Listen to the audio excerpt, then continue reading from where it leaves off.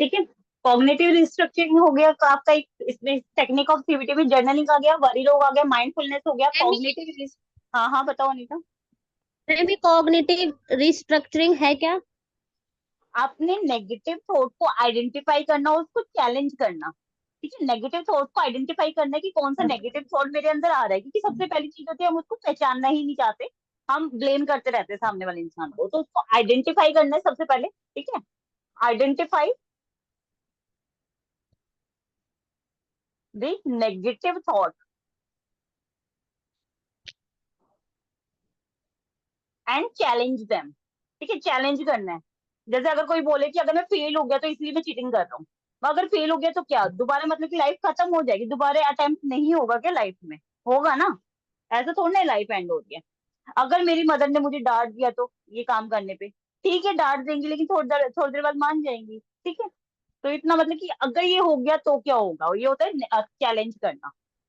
ठीक है। ठीक है मैम, एक बार आप माइंडफुलनेस को बता दोगे परफेक्ट हाँ, उस लैंग्वेज में? माइंडफुलनेस होता है किसी भी जगह पे एक्टिवली या फिजिकली प्रेजेंट होना, जो आप कर रहे हो उस पे कंटिन्यूसली, सॉरी उस पे एक्टिवली फोकस करना। जैसे कि अगर अभी आप क्लास ले रहे हो तो एक्टिवली यहीं पे प्रेजेंट रहना और कहीं पे ध्यान ना देना। ठीक है, जैसे कि अगर ओके मैं खाना ओके। खा रही हूँ, खाना खा रही हूँ तो मेरे सामने अगर खाना आता है तो मैं सिर्फ खाने पे ध्यान दूंगी। मैं इधर उधर की मतलब की बातों को ना सोचूं। ठीक है, जो फालतू के थॉट्स मेरे माइंड में आ रहे हैं उसको ना सोचूं उस वक्त। ठीक है, वो सारा इसके अंदर आ जाएगा आपका। Okay ma'am. ठीक है, और इसके अंदर क्या हो सकता है आपका, एक्सपोजर थेरेपी भी आता है इसके अंदर। एक्सपोज करना, एक्सपोजर थेरेपी, जिस चीज से डर लगता है उस चीज में डाल दो, सिचुएशन में डाल दो उसको। ठीक है, एक्सपोजर थेरेपी ये भी आता है इसके अंदर।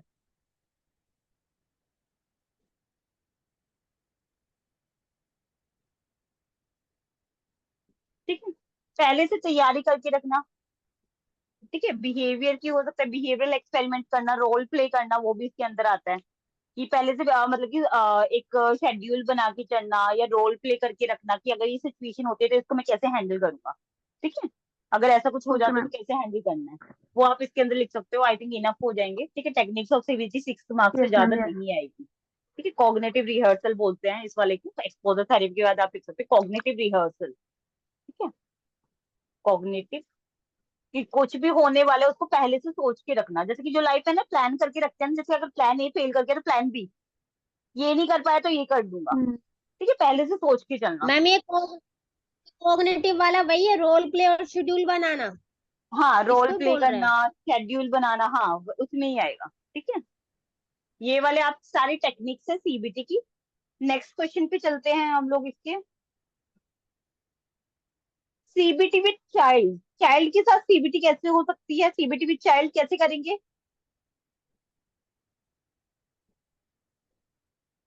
मैम गेम के थ्रू। हाँ, गेम के थ्रू प्ले थेरेपी से। प्ले थेरेपी अलग होता है आपका। ठीक है, अच्छा। कॉग्निटिव ओ, सीबीटी अलग होगा। लेकिन हाँ, बच्चे के नेगेटिव थॉट्स को हम चैलेंज जरूर कर सकते हैं। उसको बता सकते हैं कि ये जो थॉट है, माइंडफुलनेस भी कर सिखा सकते हैं उसको। जैसे कि आप प्ले थेरेपी बोल रहे हो ना, ऐसे माइंडफुलनेस हो सकती है उसके। जैसे कि वो अगर खेल रही है तो उसके वहां पे खेलते हुए सिर्फ वहीं पे प्रेजेंट रहे, वो बाकी चीजों के बारे में ना सोचे, ये हो सकता है। ठीक है, ओके।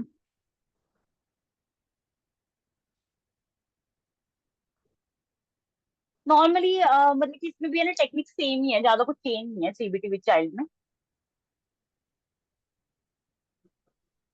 बच्चों के माइंड में ना एक थॉट का बबल बन जाता है। जनरली होता है कि एक बच्चे के साथ है ना, जैसे कि एक चीज 4 बार हुई, जैसे कि मेरी मदर ने मुझे बचपन में कभी डांटा। ठीक है, उसके बाद कंटिन्यूसली हर महीने कोई ना कोई ऐसा इवेंट हो जाता है जिसके बाद वो मुझे डांटती है। ठीक है, नेक्स्ट मंथ फिर से एक इवेंट हो गया, तो कुछ टाइम बाद मेरे माइंड में ना एक चीज बन जाती है कि एक थॉट आना स्टार्ट हो जाता है कि मेरी मदर हमेशा ही मुझे डांटती रहती है। मतलब कितनी बार होगा कि अब तक उन्होंने डांटा, कभी मेरे को प्यार से बात नहीं करी है, कभी मेरे को प्यार से समझाया नहीं। तो जो हमारा वो माइंड का बबल होता है ना, वो क्रिएट हो जाता है वहां पे। एक वो थॉट का बबल क्रिएट हो जाता है जिसको हम बेसिकली क्या बोलते हैं, थॉट बबल बोलते हैं इसको हम। ठीक है, थॉट बबल को तोड़ना बहुत जरूरी है। ये जो नेगेटिव थॉट का जो बबल बनता है ना, इसको तोड़ना बहुत जरूरी है।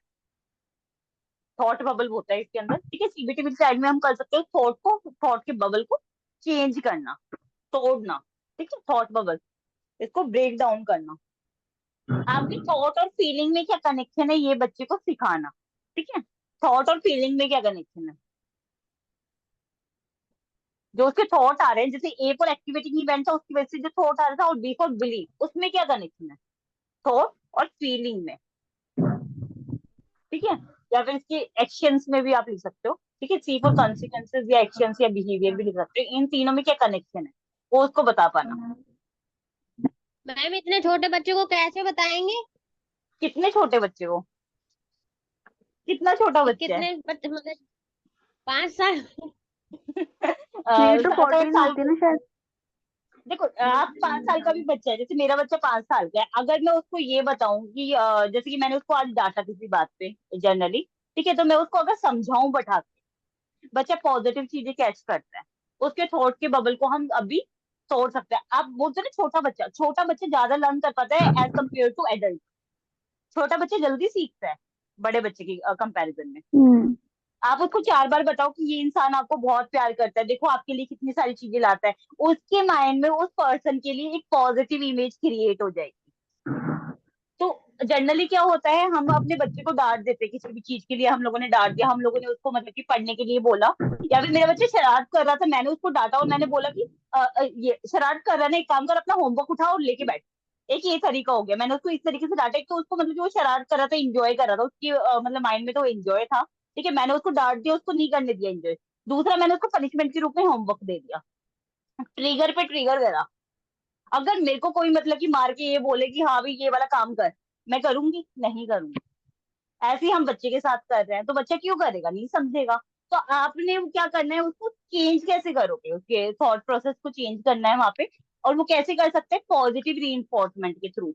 हम उसको क्या बोल सकते हैं, ठीक है आप ये वाली चीज मत करो, ये वाला करना, ऐसे इसके कॉन्सिक्वेंसेस क्या क्या होंगे वो हम उसे बता सकते हैं, कि अगर आप ऐसे उछलते हो तो देखो यहाँ पे खाना रखा हुआ है, यहाँ पे ये वाली चीज रखी हुई है, शीशे की चीजें हैं, ये ब्रेक डाउन हो जाएंगी, टूट जाएंगी, और आपके लग भी सकती है अगर आप ऐसे कर रहे हो तो, इसकी बजाय आप ये वाली चीजें खेल लो।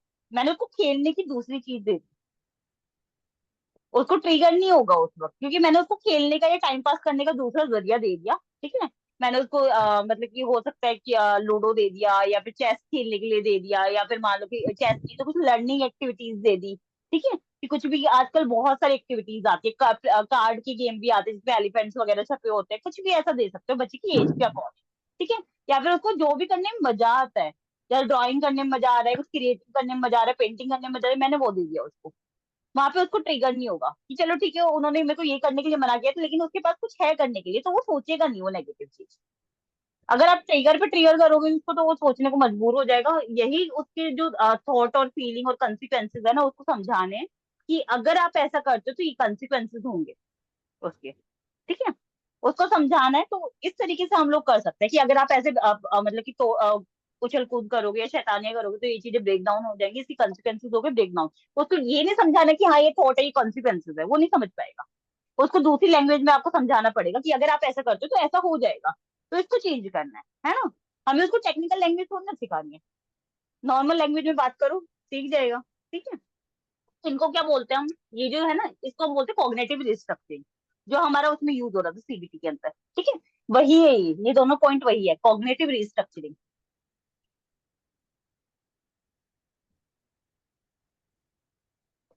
कॉग्निटिव रिस्ट्रक्चरिंग हो गया आपका, तो इसके अंदर 2 पॉइंट ये वाले डाल दो, ठीक है। बिहेवियर चेंज कर सकते हो बच्चे का, behavioural activation activation, second point डाल दो। सीबीटी कैसे वर्क करेगी बच्चे के साथ, बिहेवियरल एक्टिवेशन, जो बिहेवियर आपको चाहिए उसको एक्टिवेट करने की कोशिश करो। जैसे उसके लिए रिवॉर्ड सिस्टम आप तय कर सकते हो, टोकन इकोनॉमी कर सकते हो, रिवॉर्ड दे सकते हो कुछ अच्छा करने पे, ठीक है। उसकी मतलब कि बेसिकली तारीफ कर सकते हो, या कुछ खाने का उसको दे दिया, अगर वो कुछ भी अच्छा कर रहा है तो उसको बोलते हैं बिहेवियरल एक्टिवेशन, उसके बिहेवियर को मॉडिफाई करना, ठीक है, जैसा हम चाहते हो उस तरीके से। उसके लिए एक्टिविटी को शेड्यूल कर सकते हो, एक्टिविटी शेड्यूलिंग भी इसके अंदर आ जाता है बेसिकली, ठीक है। एक्सपोजर थेरेपी, अगर बच्चे को डर लगता है किसी चीज से, एक्सपोजर थेरेपी कर सकते हैं। अगर बच्चे को डर लगता है, नॉर्मली छोटा बच्चा होता है अंधेरे में जाने से डर लगता है उसको, बड़े होते होते वो डर खत्म हो जाता है, तो कैसे करोगे? दो तो ये हो गए, तीसरा क्या हो सकता है? अगर बच्चे को डर लगता है तो उस केस में हम लोग क्या कर सकते हैं, एक्सपोजर थेरेपी दे सकते हैं, एक्टिविटी विद चाइल्ड। सेम वही थेरेपी है तरीका चेंज हो जाएगा, एक्सपोजर थेरेपी। क्या कर दिया बच्चे को, क्या बोला, अगर बच्चे को डर लग रहा है, फियर है, फोबिया है किसी चीज का, मान लो कि बच्चे को डर लगता है नहाने से, पानी का फोबिया है मान लो किसी बच्चे को, कैसे नहलाओगे आप? या उसको नहलाओगी ही नहीं पूरी जिंदगी? छोटे बच्चे को है पानी का मैम फोबिया, मिलाएंगे। 3 साल के बच्चे को है, तो उसको मतलब कि क्या करोगे? कैसे डर निकालोगे मैम तीन धीरे साल के धीरे बच्चे का? करके उसको एक्सपोज कराएंगे, है ना, पहले छोटी छोटी चीजों से हल्के से हाथ वगैरह करके, फिर देन लास्ट में ना हम्म। डायरेक्टली उसको डुबो देंगे। डुबो देंगे। ये अच्छा अ, जैसे कि मेरी मेरे बेटी बच्चे को को यही ना फोबिया पानी लगता है से मुझे। बहुत चिढ़ होती थी। मेरा बच्चा छोटा था, मेरे मेरे बच्चे को को भी, पानी से मेरे बहुत चिढ़ बच्चे को होती भी। है। अच्छा, आप मैरिड हो? हाँ मैम। अच्छा। बेसिकली मेरी हुआ बेटी को क्या भी था, यही प्रॉब्लम है। हाँ, तो वो छोटे बच्चे को नॉर्मली होता है कि वो पानी से ना चिढ़ते हैं, नहाना पसंद नहीं करते, स्पेशली जो मैंने नोटिस किया है हाँ कि 3 साल से 5 साल के बच्चों के अंदर ये ज्यादा मिलता है। जो नहाने से चिढ़ वही। मचना, गीला हो जाना, तो उसके बाद बार बार चेंज करवाना, पानी भी गिर गया गलती से, एक एक बूंद भी पानी गिर गया तो फिर से कपड़े चेंज करवाना। मेरा बेटा मतलब बार बार चेंज करता था, कपड़े बार बार चेंज करवाता था, हल्का सा पानी का ड्रॉप भी गिर गया ना अगर पानी पीते हुए भी उसके टी शर्ट वगैरह पे, तो चेंज करवाएगा। उसको इतना ज्यादा मतलब कि वो अनकंफर्टेबल था पानी के साथ। धीरे धीरे क्या हुआ, मैंने उसको बबल्स वगैरह वाले जो गेम होते हैं वो करने स्टार्ट किए, जैसे कि पानी से रिलेटेड एक्टिविटीज उसको करवाने स्टार्ट करी। जैसे कि एक छोटा सा टब ले लिया, या कुछ बॉक्सेस वगैरह आते हैं उसमें बहुत सारे वो होते हैं ना बबल्स वगैरह बनाने की चीजें होती हैं, वो उसको दिखाया, तो उसको है ना पानी के साथ जैसे इंजॉय करना। और वो जैसे कि बच्चे नहाता है तो उसमें बबल्स वाला जो शैम्पू आता है वो आप यूज कर सकते हैं, बच्चों का अलग आता है। ठीक है, तो उसको देख के उसको एक्साइटमेंट होना स्टार्ट हो गया, या फिर उसके टॉयज को अपने साथ ले जाएगा, उसको नहलाएगा, या पानी में जो बेसिकली बोटिंग वगैरह, बोट वगैरह होती है ना, पानी में तैरती रहती है, या आजकल कार्स वगैरह भी आती है, वो करना स्टार्ट किया। तो उससे क्या हुआ, उसने इंजॉय करना स्टार्ट कर दिया उस चीज को, अब उसको डर नहीं लगता उस चीज से।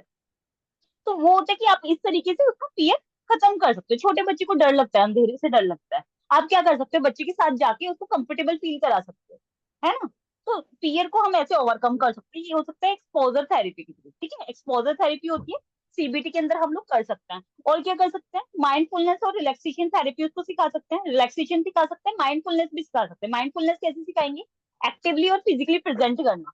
बच्चा है किसी चीज के बारे में, बच्चे ज्यादा नहीं सोचते वैसे, ठीक है, लेकिन अगर बच्चा मतलब कि कुछ ऐसा सोच रहा है, या फिर उसको डांट दिया हमने, तो डांटने के बाद क्या होता है, बच्चे को हम वो थोड़ा सा डिस्ट्रैक्ट करने की कोशिश करते हैं। आपका बच्चा गुस्सा है या नाराज है स्कूल जाने की वजह से, या स्कूल में टीचर ने डांट दिया, आप घर आके उसको कैसे कंफर्ट फील कराओगे? चलो कोई बात नहीं, डांट होगी, ठीक है, आज आपके लिए कुछ अच्छा बनाते हैं, कुछ अच्छा करते हैं, चलो हम इंजॉय करते हैं, आज डांस करेंगे, या हम पियानो बजाएंगे, या गिटार बजाएंगे, जो भी बच्चे को पसंद है। छोटे छोटे बच्चों की बहुत सारी चीजें आती है, जाइलोफोन आता है, पियानो आता है, उसको हो सकता है डांस करना पसंद हो, म्यूजिक सुनना पसंद हो, गाना पसंद हो, कुछ भी हो सकता है। तो उसको डिस्ट्रैक्ट करने की आप कोशिश करो, डिस्ट्रैक्शन हो जाएगा, वो एक्टिवली वहां पे इन्वॉल्व हो जाएगा, एक्टिवली और फिजिकली प्रेजेंट हुआ वहां पे, जो पीछे का जो टेंशन था वो गायब, डाइवर्जन और उसका डिस्ट्रैक्शन हो गया। ठीक है, इस तरीके से आप कर सकते हो।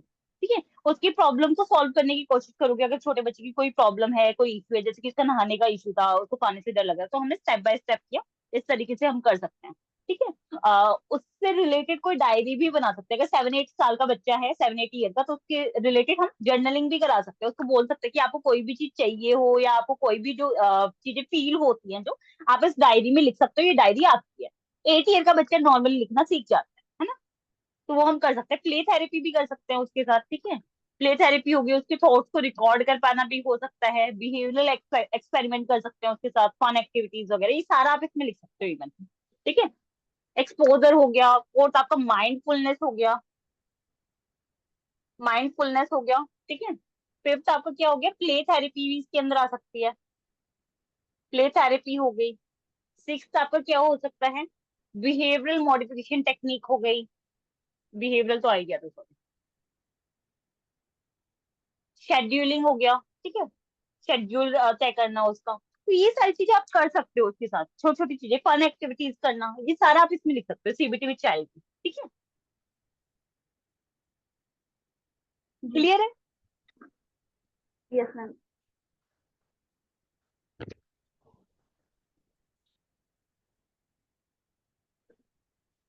मैम इसके बाद ये वाला टॉपिक कर ले, अटैचमेंट बेस्ड इंटरवेंशन, क्योंकि सॉल्यूशन फोकस वाला तो हो ही जाएगा।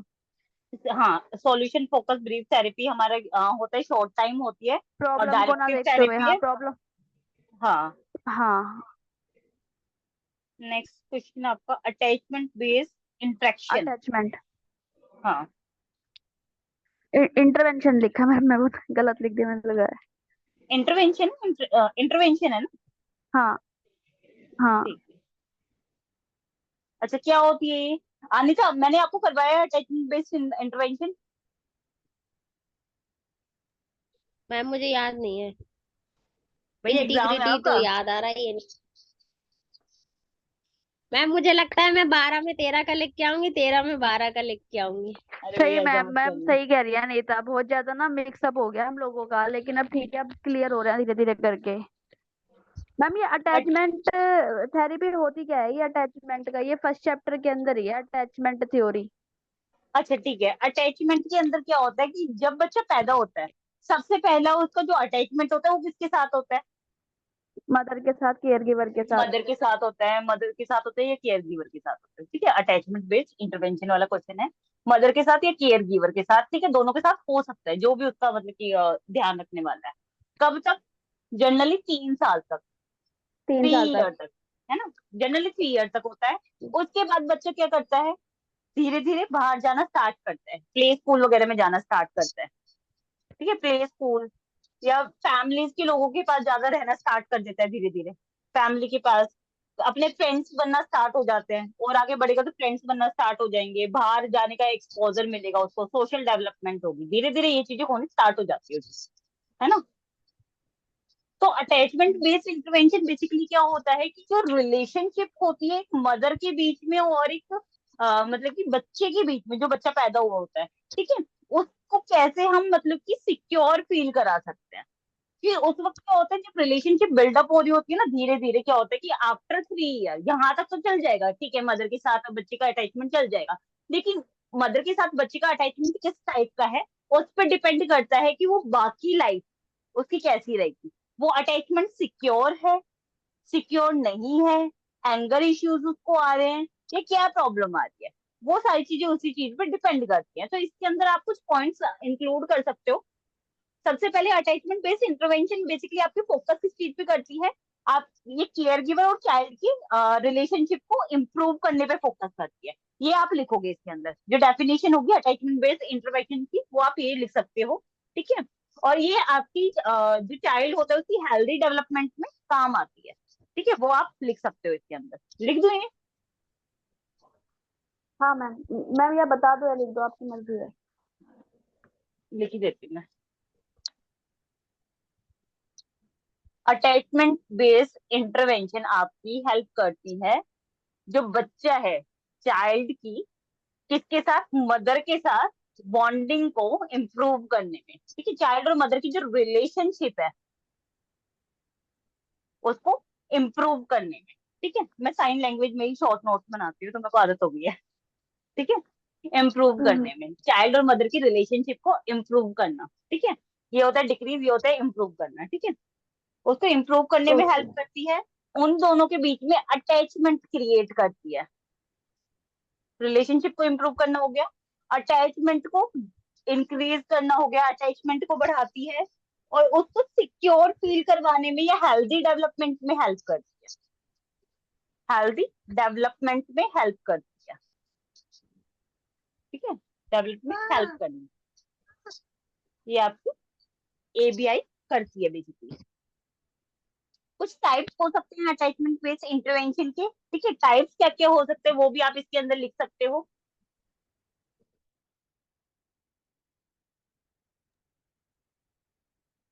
लिख लिया नहीं, डिलीट कर दूं? हम्म।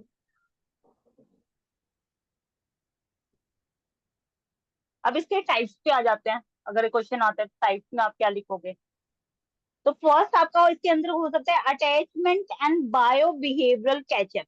ठीक है, बेसिकली इसमें हम क्या कर सकते हैं, ऐसे बच्चे जिनको जो क्या कहते हैं नेग्लेक्ट हो जाते हैं, स्पेशली जैसे कि आपके अनाथ आश्रम में होते हैं, जुवेनाइल सेंटर में होते हैं, ऐसे बच्चे। ठीक है, अनाथ आश्रम के आप बच्चे लगा लो जिनके पेरेंट्स नहीं है, जो केयर गिवर है, उनके साथ उनका स्ट्रॉन्ग रिलेशनशिप होना बहुत जरूरी होता है। तो फर्स्ट आपकी टेक्निक का नाम है इसमें attachment and bio behavioural catch up. Attachment and bio behavioural catch up. Catch up, ठीक है। ये इसके जरिए बेसिकली हम लोग क्या कर सकते हैं, इसके जरिए हम एक डिसाइड करेंगे कि हमें कौन सी पॉपुलेशन को इंक्लूड करना है। टारगेट पॉपुलेशन हम इसके अंदर डिसाइड करते हैं, हमें कौन सी पॉपुलेशन को लेके चलना है। और सबसे ज्यादा जरूरी होता है बेसिकली जो अनाथ आश्रम के बच्चे होते हैं वहां पे, ठीक है, जैसे अनाथ आश्रम वाले होते हैं, ठीक है। अनाथ आश्रम के बच्चों को हमने टारगेट डिसाइड किया। अब हम क्या करेंगे, उनको केयर प्रोवाइड करेंगे, केयर करेंगे, उनकी रिलेशनशिप को इम्प्रूव करने पे जोर देंगे, ठीक है। उनका अच्छा नर्चर हो, उसको अच्छी परवरिश हो, उस चीज पे हम जोर देंगे, ठीक है। और क्या हो सकता है,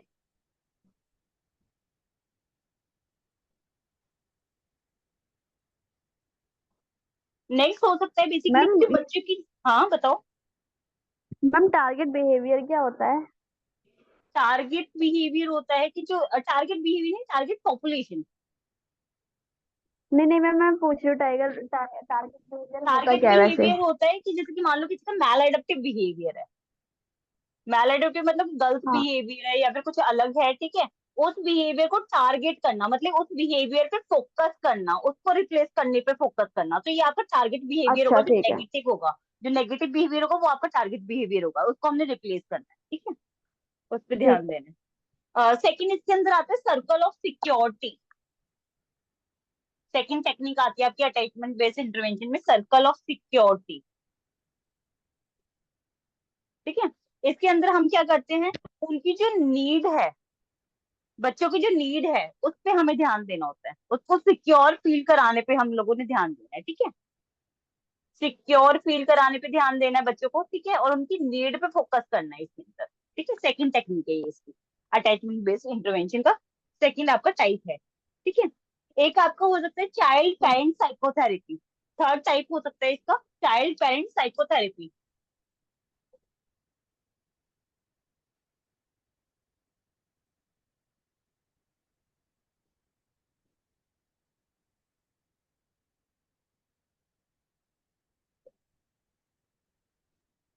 इसके अंदर क्या होता है, चाइल्ड और पेरेंट्स के बीच की जो कम्युनिकेशन गैप होता है, इन्वॉल्वमेंट गैप होता है कि पेरेंट्स इन्वॉल्व नहीं हो रहे बच्चे के साथ, बच्चों के कामों में, तो उनको इन्वॉल्व कर पाना, ठीक है, ये आपका थर्ड हो सकता है इसके अंदर।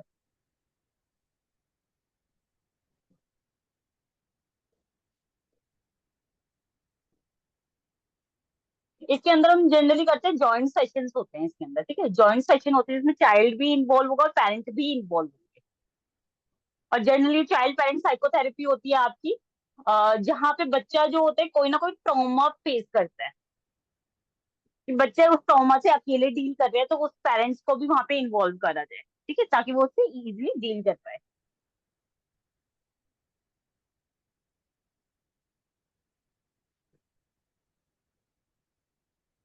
अब बहुत सारे बच्चे ऐसे हैं जिनके बहुत पेरेंट्स वर्किंग होते हैं, उस केस में हम क्या करेंगे, उसके लिए भी एक थेरेपी है यहाँ पे चाइल्ड अटैचमेंट बेस में, video feedback intervention. Video feedback intervention, इसके अंदर क्या होता है बेसिकली, बहुत सारे पेरेंट्स ऐसे हैं जो बहुत वर्किंग हैं, दोनों पेरेंट्स वर्किंग है, तो उस केस में हम लोगों को क्या करना होता है, बच्चों के साथ इन्वॉल्व रहने के लिए जो पेरेंट्स हैं वो टाइम टू टाइम उनको वीडियो कॉल्स करते रहें, ठीक है।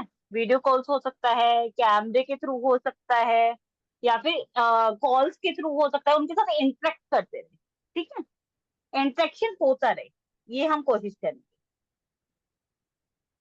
या ये भी हो सकता है कि हम अगर कोई सेशन लेता है, थेरेपिस्ट कोई सेशन लेता है, तो उसका जो वीडियो होता है वो पेरेंट्स के साथ शेयर किया जाए कि उनका सेशन कैसे गया, क्योंकि बहुत पेरेंट्स वर्किंग है, तो हो सकता है कि वो पेरेंट्स के साथ ना आया हो वहां पे, ठीक है, उनका सेशन कैसा गया वो भी हो सकता है। तो आई थिंक इतना इनफ रहेगा इसके अंदर, ठीक है।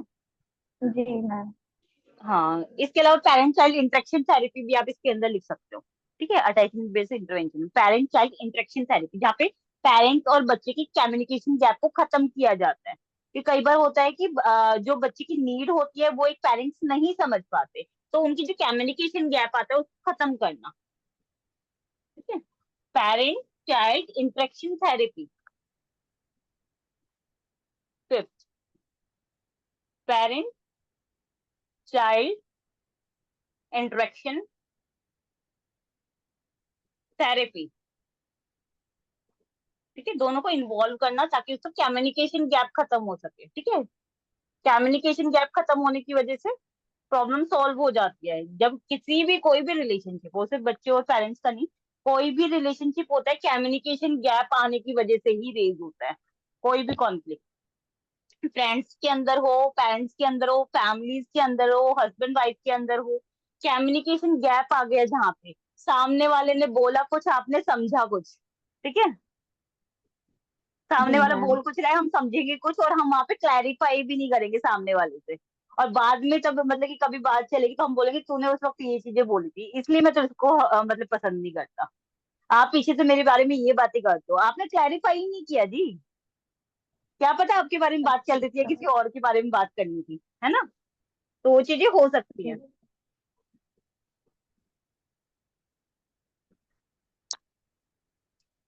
नेक्स्ट इसके अंदर आपका, psychotherapy for adolescents and middle adult. अब ये वाले हम बाकी कल करें। हाँ फिर मैम अभी भी ठीक है, काफी कोई सारे बात रहते हैं, नहीं। है ना? काफी सारे रहते हैं, मेरा थोड़ा सा बिजी रहेगा। ठीक है, कि 10 to 12 में बड़ी मुश्किल से निकाल पाती हूँ टाइम भी। अच्छा मैम, कोई बात नहीं। ठीक है, कल कर लेंगे हम लोग बाकी। Okay ma'am, thank you. Okay, bye bye. Bye ma'am. Bye ma'am. Bye.